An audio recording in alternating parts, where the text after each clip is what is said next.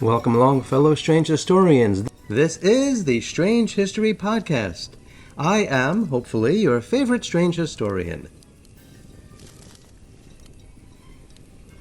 This article is entitled Lonely Christmas in Winchester Mansion. Huge mystery house which costs millions will be dark Christmas evening, strange history told.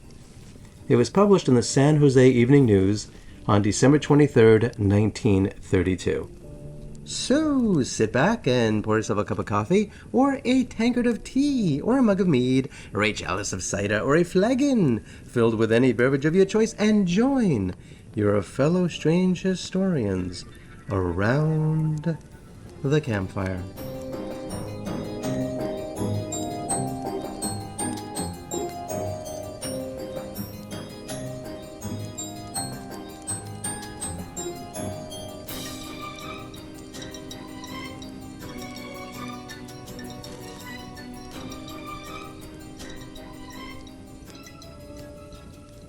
Before I begin, please take a moment to hit the subscribe and like button and the notification bell. If you like this sort of content, please leave your thoughts in the comments below. Also, please check out the links to learn how you can support my research and productions and see where else you can find me. Now, let us begin.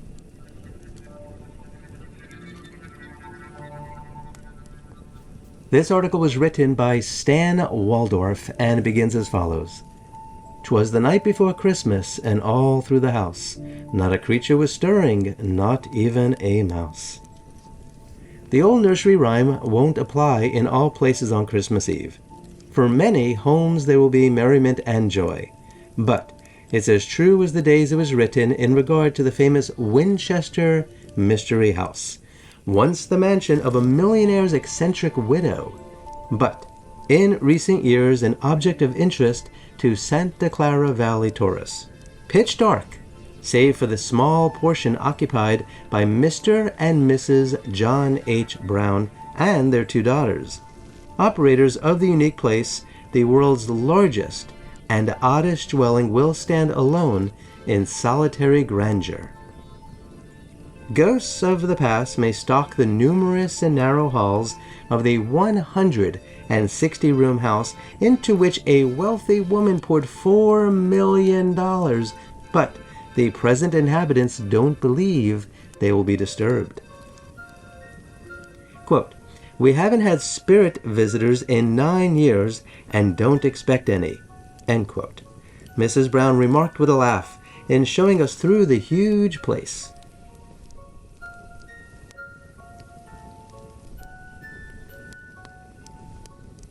And yet, if spirits of the departed do return, the Winchester house would be an ideal gathering place. For a strange story hangs like a ghost shroud about the rambling, bizarre house. The vast complex edifice that stands in the midst of a rich garden off the Stevens Creek Road. For 36 years, until her death, on September 5th, 1922, at the age of 85, Mrs. Sarah Winchester had ceaseless building activity continued at the house. She believed that she would live as long as she continued to build, and the carpenter's hammer continued to pound until her demise.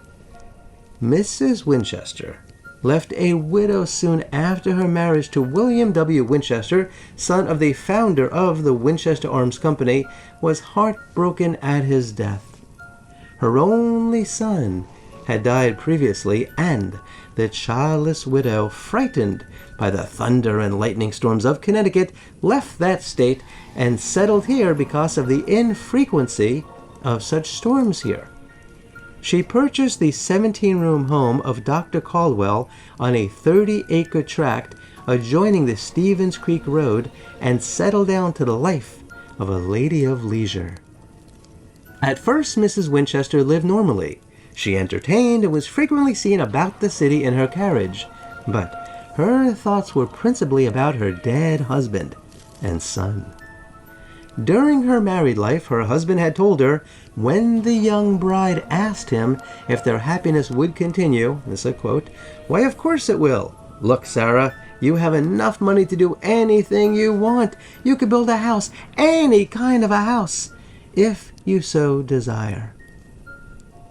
And then there's another subtitle, "Build is command." And then the article continues, "Those words," quote, "build a house," unquote, "to her became a command.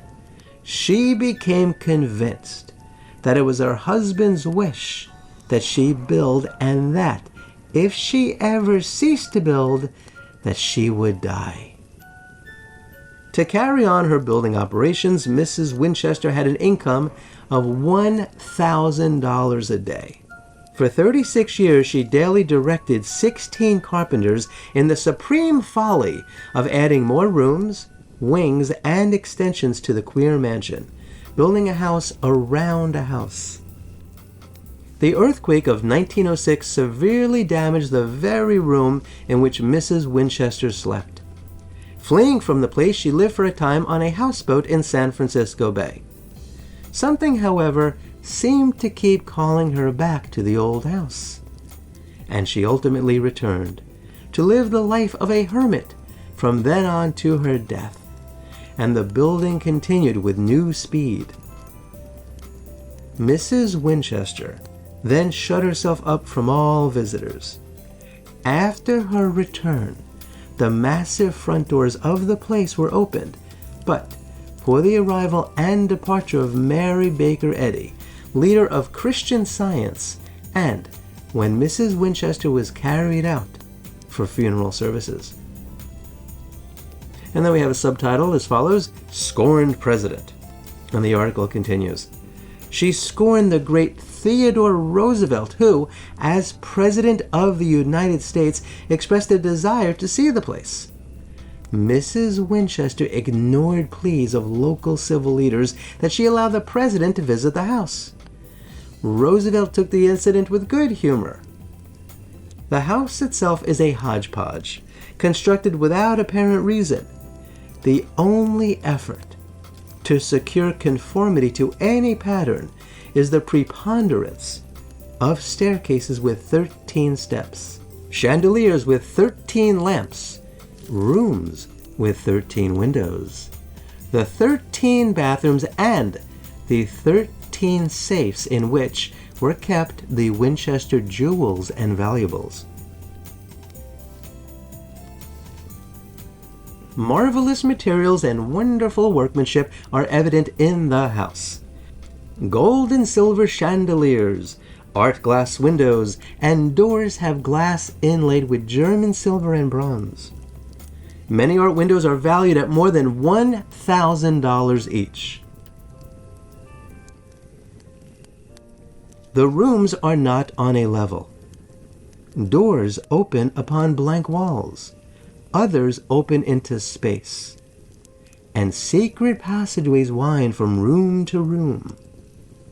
47 fireplaces, all of a different but costly material, are located in the house.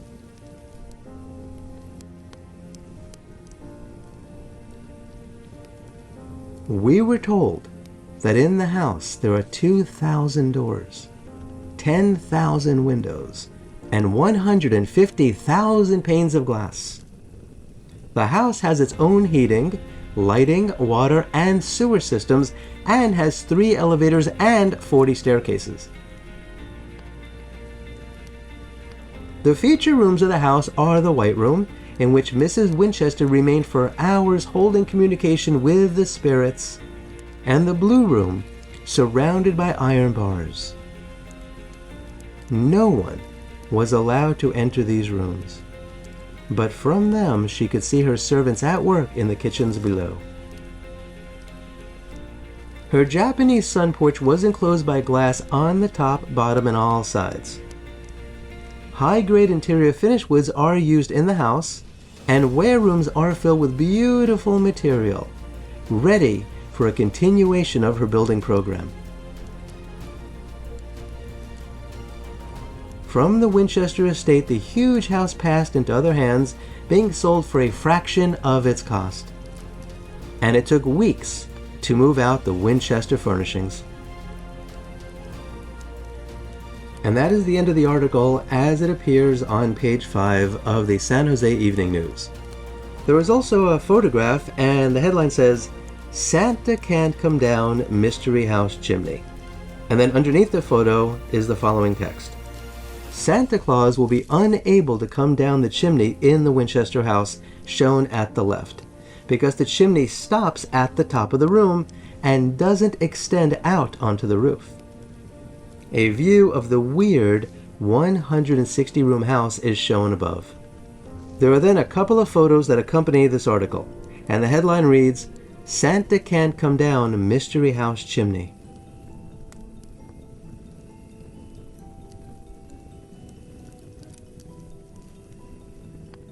And so, this concludes this episode of the Strange History Podcast. If you enjoy this episode, kindly like, share, and subscribe, and hit the notification bell. If you want to support my research and hear more shows like this, please click on the link below so you can see how you can make a donation directly to me, and also join me on other platforms where I post exclusive content. And of course, I will appreciate it if you could leave a super thanks below. Kindly be kind to all non-human animals, and please don't eat them. They don't like it. Take my word for it. And please do yourself a favor and go to a local shelter and adopt a cat or a dog. You and they will be very glad that you did. Until next time, I wish you safe travels on all your journeys.